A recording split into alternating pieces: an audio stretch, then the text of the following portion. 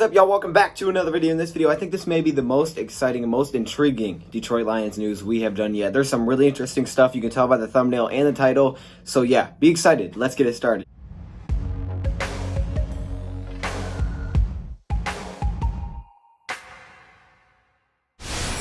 Alright, everybody. So yes, I don't know why I'm grabbing this again, but I just realized it was here. I may do a giveaway. If y'all want this, okay, let me just put that back down. Let's get into the video.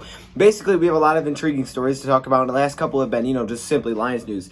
But this is still Lions news, but it's based on other news that can make this super exciting. We know the Combine is really just kicking off now, Thursday. Today's the day, 4 through 11 p.m. So if you guys want to check it out, people are going to be going through. I'll try to give you guys my takeaways. It'll probably be a day after, so most likely you're going to get my takeaways from today on Friday. So just keep that in mind. I'm not going to be able to watch all 7 hours either because I just ain't going to do that. You feel me? Like, come on, Michigan's playing tonight? Like, nah, man. But I'll watch a lot of it, probably get some highlights and stuff like that, and then write down some notes and give you guys my thoughts.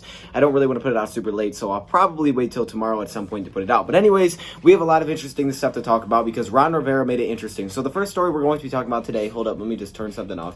The first story we're going to be talking about today is about Ron Rivera and the Washington Redskins pick at number 2, right? Now, this has become one of the biggest, most interesting parts of the draft is in the top 3. We know the Lions is when everybody says, okay, here's where the draft starts, right? We know Chase Young and Joe Burrow going 1 and 2. Lions are where the draft starts, where the trade talks start coming in. Lions could trade back. They could take somebody. That's where the draft starts. However, I think those people could be wrong. I think the draft is actually going to start at number 2. Some people are going to say at number 1 because that's when the draft actually starts. Okay, that's not funny. Get out of here. I know some of y'all are putting that in the comments right now. You better stop. Anyways, at number 2, I think is where it really will start, and that's with the Washington Redskins. They have potential to shake this thing completely up, and I actually really do see it coming. I know a lot of people don't believe they're going to go anywhere else but Chase Young. I really do believe they're going to mess this thing up a lot, and it's going to be really exciting. So the first belief that everybody's going with is that they select Chase Young. Not everybody, but a lot of people believe that, and that's a simple one. If they select Chase Young, we said at number 3, we could try to trade back with Miami, or we'll take someone at number 3. It's pretty much that simple. Or the Chargers, or whoever wants to trade up, but that's kind of the normal scenario. However, now it's changed up a lot ever since Ron Rivera and the Washington Redskins have decided to have meetings with both Tua Tagovailoa and Joe Burrow, and they made like a big deal out of this. So this wasn't like a normal type of thing, and he's kind of making it like kind of seem known that, hey, we might want a quarterback at number 2. Second scenario is that they do select the quarterback. So they're meeting with Tua, they're meeting with Joe Burrow. The second scenario that would mix things up is them not talking to anybody and just taking Tua. Or, because that's most likely he's going to be available, just taking Tua at number 2. And then guess what? Hey, look, the Dolphins are like, oh no, we just lost our guy and there's nothing they can do about it. They may try to trade for him afterwards, nothing they can do. That would be the second thing. Obviously, we would land with Chase Young. But the third scenario, which I think is the most interesting one for Washington, is this. I think this one will actually happen. The Washington Redskins have said before, we're not trading back the number 2 spot. We've heard them say that. We've heard the rumors come out, they're not going to trade back number 2. Now we're hearing the rumors that, hey, maybe they're interested in Tua Tagovailoa and Joe Burrow. So what does that mean? Let's move it around the pot. To me, that means exactly what you might think it means. That's hot. To me, this means exactly what you might think it means. I think this is the perfect smokescreen that Washington is putting up. I think they are doing a great job putting up a smokescreen here. Think about this for a second. They're like doubling on top of each other. We won't trade back, and we might be interested in a quarterback. And who's the quarterback that, Miami's looking to trade up for? Everybody knows it. They want to trade up for Tua, right? If there's anybody they're going to trade up for, they're trading up for Tua. That's all they would do. So, wait a second. They're not going to trade back, and they may be interested in a Tua. Dolphins are saying like, oh no, this is not good. We definitely have to trade up. So this puts the Washington Redskins in a position to make it seem like they're going to want so much because they're not going to trade back, right? We're not going to trade back. You can't get us to. We can take 2 if we want to. Dolphins, you're behind us. You can't do anything about it. The Dolphins need a quarterback. They can't just not get a quarterback, right? That's who they're already locked into. So if the Redskins just take him at 2, what are they going to do? There's nothing they can really do about it. So this makes Miami automatically interested. And even if the Washington Redskins have no intent at all whatsoever of taking a quarterback, which I don't think they do anyways because they need an offensive lineman or possibly a Chase Young, this is perfect for them because now they're looking at a possible trade back scenario. And obviously, if they trade back past us, then at number 3, we'd have Chase Young there. Because here's how I think this can go, and here's how I think it will go. I think the Washington Redskins are going to make a very big case that they could take a quarterback at number 2. And they are also still saying they're not going to trade back. I think this means Miami Dolphins will be super interested. Miami will give up a pretty good amount of picks to move up to number 2. That moves Washington back to number 5. They're happy because, look, we didn't get Chase Young. He's a great player, but we didn't need him, okay? We have good players. We got Montez Sweat last year. We need an offensive lineman. understand what you're going to get at number 5, because at number 3, now the Lions sit here, and they're going to sit here with Chase Young on the board. That doesn't mean they have to take him. They'll either have the option to trade back Chase Young to any team that needs him, possibly a team that's sitting at number 4 in the Giants, or any other team that needs an edge rusher, maybe the Falcons. I don't know who has what to offer. But a team could try to trade up with the Detroit Lions here, or the Lions could say, hey, you know what, the offers aren't good enough, we're just going to take Chase Young and move on. And that could lead us with that. And then obviously Washington number 5, I think they go offensive lineman, Jedrick Wills. I think he's still there. Unless the Giants take him, then obviously that changes some things up, but there's still going to be a lot of talent there.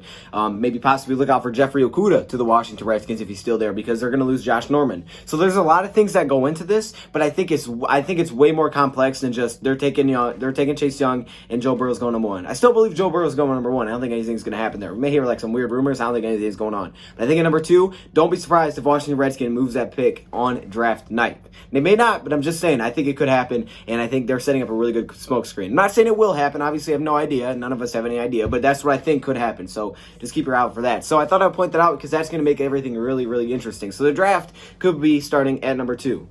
Yes, it does start at number 1, but anyways, we're going to move on to the next story. The next story we have is kind of a short one, and this is one that I didn't even know was a thing. I guess there's a lottery in the combine where basically you go through the 32 teams, and wherever the lottery falls, that's what row you sit on when you evaluate the prospects.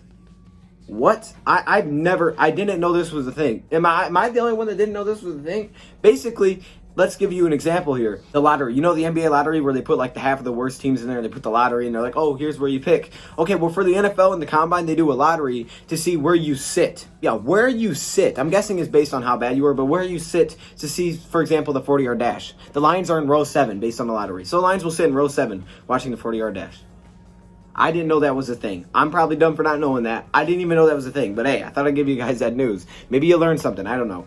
Next up is a defensive lineman named Derrick Brown. Now, Derrick Brown has become super interesting to Detroit Lions ever since we let go of Snacks Harrison, which I thought would happen, and also with the thought of A'Shawn Robinson not coming back in 2020. So both of those things combining means that a guy like Derrick Brown is super interesting. Yes, free agency is super interesting as well. But a guy like Derrick Brown could be at number 3 as well, even without trading back. Now, obviously, if you can trade back and still get him, that's great. I mean, that's perfect. If you trade back to 5 and you still get him, you're living life. But if you can take him at 3, you may have to do it. Because Derrick Brown has come so interesting recently because of the loss of those two guys. We have heard him talk to Detroit Lions, and it just seems like this could be a really good fit. One, he was recruited by Bo Davis, who's the Detroit Lions defensive line coach, and Bo Davis recruited him out of high school. So Derrick Brown says he already likes Bo Davis. He really likes the defensive line coach that's with Detroit. And obviously, that connection can go a long way when it comes drafting time, because now he already likes the Lions. He'd be okay with coming here. It's not like one of those things where like, oh, I won't play for you, like, even though that wouldn't happen. But he still would really like to come with Lions because he already likes Bo Davis, and that's obviously a great thing. Your defensive line coach and the defensive lineman that you drafted at 3 both already have a connection. That's perfect. Second thing, when he was doing the interview, offensive linemen were asked who was the toughest opponent they went against as an offensive lineman. 2 of the top offensive linemen coming in this draft, 1, Lloyd Cushenberry, and 2, Andrew Thomas, the offensive lineman. Both of these guys, when asked who was the toughest opponent they went against, both of them said Derrick Brown pretty quickly. Lloyd Cushenberry said he's one of the toughest opponents he has. He's got the speed, he can get there very quickly, and he's powerful. Lloyd Cushenberry, in my mock draft, I had him going to Chicago, so if you guys want to check that out, definitely go do it. If you want to. I know it's kind of wild, but hey, if you want to go check it out, do it. Also, Andrew Thomas said very quickly Derrick Brown. Andrew Thomas is a tackle. So, yeah, if that tells you anything. Derrick Brown's a monster that's versatile, that can play all 0 through 5 techniques as a defensive lineman. He's 6'4", 362 pounds. He had 55 tackles, 12.5 tackles for loss, 4 sacks, and he, again, has that connection with Bo Davis. One of the most versatile defensive linemen, like what I've seen. He can play on the outside. It's crazy. I've watched this dude. He can play on the outside. He's not just one of those guys. I thought, before I did research on who Derrick Brown was, he was just strictly nose tackle. You're not leaving nose tackle. He's not. He's not that at all. He can do a lot of different things at his size. He's super aggressive, super talented, and he can play an entire game and just be consistently great. So, Derrick Brown's definitely interesting for the Detroit Lions because of the loss of Snacks. I'm not saying they should take him at 3 because I do think trading back and still getting him is a way better option. But I would say don't count out Derrick Brown just because you like Simmons and Okudah. Don't count him out. All right, it could happen. You never know. Lions do this sometimes. We see a lot of surprising picks. Till I need to buy it. Anyways, here's the final thing we have to talk about, and this is about Zach Moss. A short little thing here. Zach Moss is a running back coming out of college, and we talked about Jonathan Taylor yesterday. I know a lot of people do like Zach Moss, so I thought I would put him in here. Zach Moss is a 5'10", 222-pound running back. Seems to be a very interesting target for the Detroit Lions. Some people believe that running back is still a huge need for the Lions this offseason, and a guy like Zach Moss, who is looked at as one of the best running backs coming out of this draft, could fit the Detroit Lions really well because of Darrell Bevell. You remember Darrell Bevell was with Seattle, and he was with Russell Wilson, he was with Brett Favre. Well, with Seattle, he also had Marshawn Lynch, and we know Darrell Bevell loves to run the ball. When we brought him in, we thought that was going to be a big part of the offense. It really wasn't because we passed so well, but yeah, a guy like Zach Moss could potentially make us more of a running team in 2020, which is obviously a good thing. You take some pressure off of Matthew Stafford, who's already dealt with an injury, get more handoffs, and have the run game established. That's going to make it way easier on Matthew Stafford. Think about the numbers we were putting up not being able to run the ball. Yeah, if we could run the ball, we'd be a way, way better team offensively. And honestly, with Stafford, we were already a great team offensively. Zach Moss, very similar to his style. I mean, think about this. 5'10", 220 pounds. That's a big dude, man. That's a big dude. You don't want to get hit by that guy. Similar to Marshawn Lynch is where the comparisons are. Not Marshawn Lynch, but similar. So I thought I would point that out. So there's your Lions news for today. Again, the NFL Combine will start at 4 and go through 11 if you guys want to check it out. I think today's wide receivers and stuff like that. So in quarterback. So it's not necessarily the position of need for us exactly, but it is still interesting to watch, and I probably will watch some of it and give you guys my takeaways later on. So it is on NFL Network. If you guys have any thoughts, let me hear them in the comments below. What do you guys think about any of these? You can disagree with me. That's cool. I just really think the Washington Redskins part is going to be a lot more than just selecting Chase Young. However, it could be them selecting Chase Young. If Dolphins are like, nah, we're not going to trade up, and then they may just be like, okay, let's just take Chase Young. Let's not play around here. So we'll see what happens. Either way, I think there's going to be a lot of interesting things that go on throughout this draft, and I'm excited to get it started. We got a long time before the draft, though. Man, we got like 2 months. No, we got like 2 months. But hey, it ain't that bad. Anyways, appreciate all of you guys stopping in. Thank you for watching, and I'm out.